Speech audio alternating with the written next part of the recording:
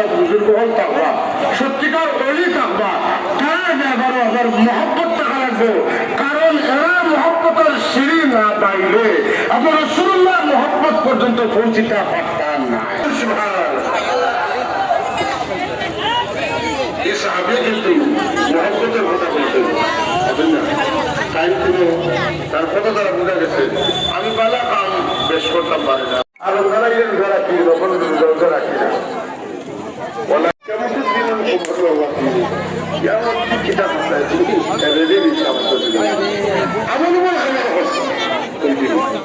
ليس لي كبير صلاة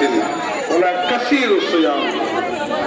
لما لما سورة قرأت بها نماز نايش ركوع ناي time না সিঙ্গারাই দাম এখন খবরও টাইম